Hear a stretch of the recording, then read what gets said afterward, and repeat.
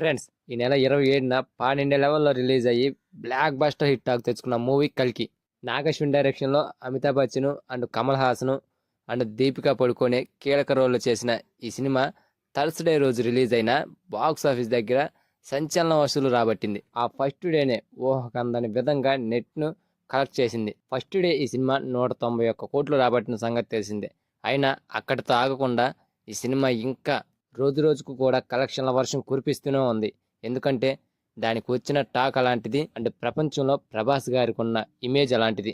అయితే present collections పై ఓ look వేస్తే 3 రోజుల్లోనే ఈ సినిమా 415 కోట్ల వరకు రాబట్టింది.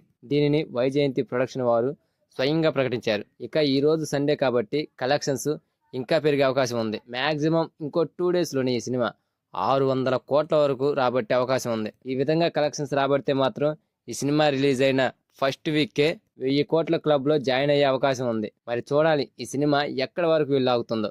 సో ఫ్రెండ్స్, ఈ సినిమా మీరు చూసారా? ఈ సినిమాపై మీ ఒపీనియన్ ఏంటో ప్లీజ్ కామెంట్. ఇక ఈ సినిమా సెకండ్ పార్ట్ విషయానికి వస్తే ఈ సినిమాకి సంబంధించి 60% కూడా కంప్లీట్ అయిందని చెప్తున్నారు.